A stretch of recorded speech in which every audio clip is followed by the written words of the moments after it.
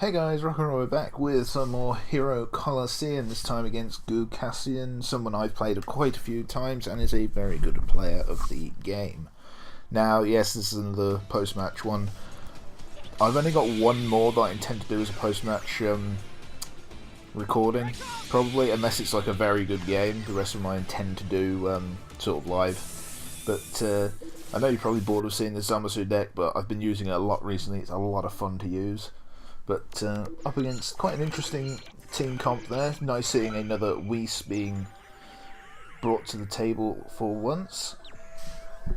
So that, they've got a Rose, a Bardock, an Ultra Instinct Goku, and the new Blue Goku. So it's quite a hard-hitting deck, and quite bulky with the Whis and two 10k figures in there, and the Bardock. So it's going to be pretty interesting. The thing with this deck is I kind of know from the start how I'm going to set up unless I'm pretty sure of what an opponent's going to do.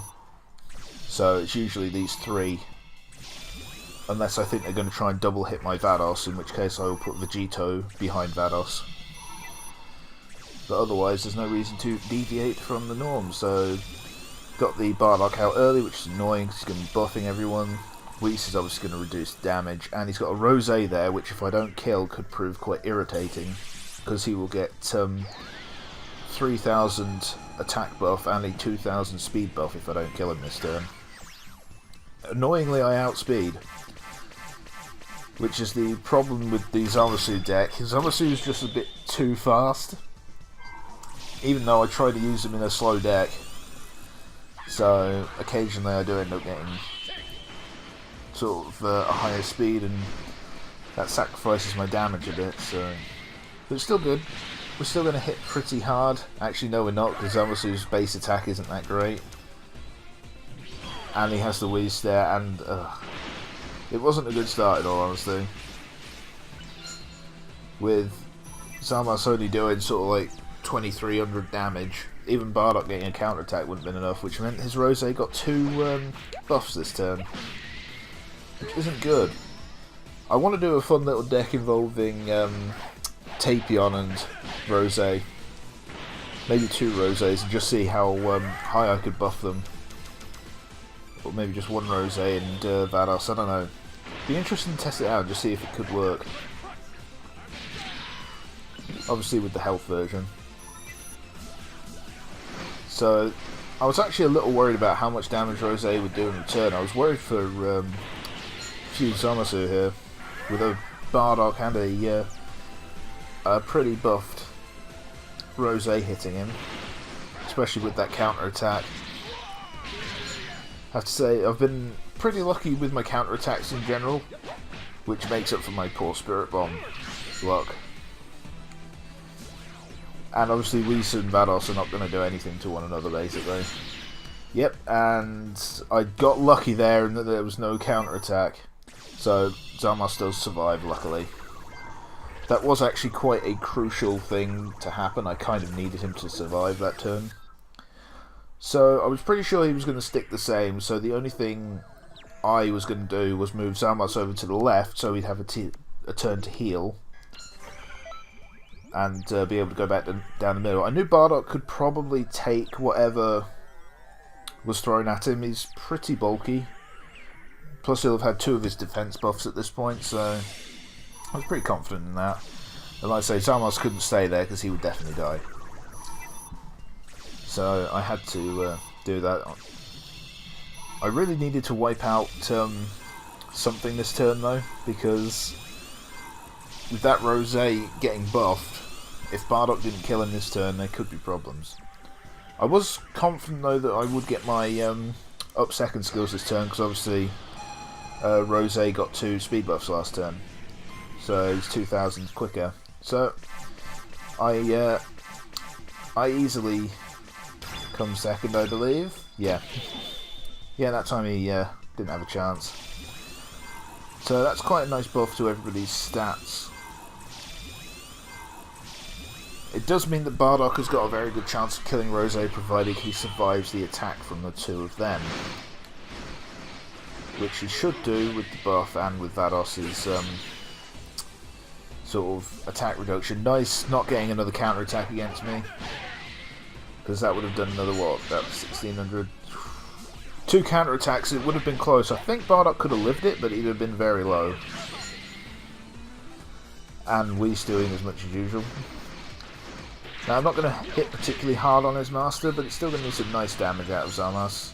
5,400 plus a counterattack, so we're talking about 8,000 damage. Which is not bad, considering Zamas hasn't got an outstanding attack stat. Kind of shows the power of Bardock more than anything else. And I don't even know why Whis and Vados bother hitting each other. 990, well done Vados. Although you're not there to do that, you're there to tank and make sure everybody else doesn't die. But still, it'd be nice for you to hit hard for once.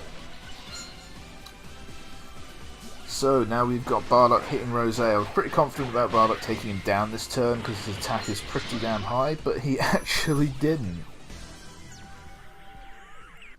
I didn't even get the counter attack to make it close either, which is bad because it means that Rose has gotten another buff.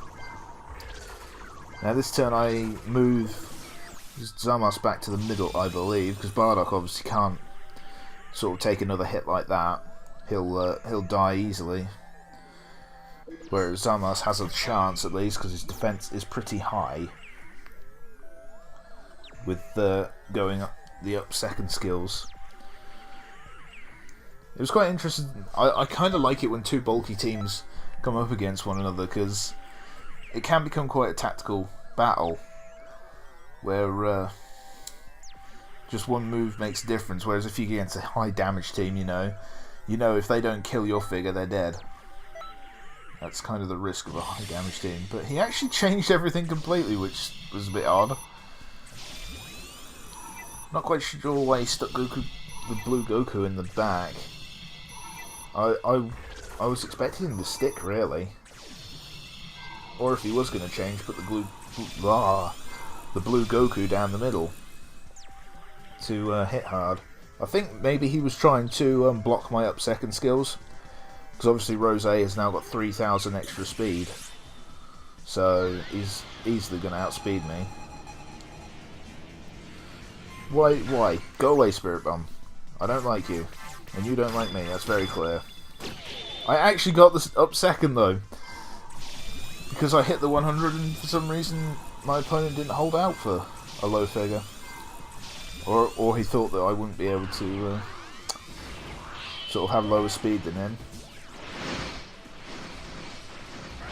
So Bardock and Blue Goku are going to hit my master pretty hard. However, I'll have my Bardock and my Merge Zamasu hitting his master, so it's going to balance each other out pretty evenly. I still love that we've got Whis and Vados desperately trying to kill each other, and they're barely doing anything. I mean, at this rate, it's still going to take Whis 2 more turns at least to kill Vados. But that's a dead side. Nobody cares about that side anymore. That Goku can hit so damn hard. I want to make a deck around that figure as well. Zamas hitting for a nice 6,000, basically. So Zamas is a very, very underrated figure. I think if he didn't have that weird sort of posing skill, because it's a bit odd that he's a speed up figure. I feel like if it was his attack went up or something, it'd be a bit more sensible. Also, that's the end of the game because Bardock hits like a truck at this point. But that was a great game against Aaron Gokasian, whatever it was. Always a good opponent, always sticks through to the end, so I admire that. But thank you all for watching. I hope you enjoyed that battle. If you did, please hit the like button and subscribe for more of my Hero Colosseum matches, and I'll see you all next time.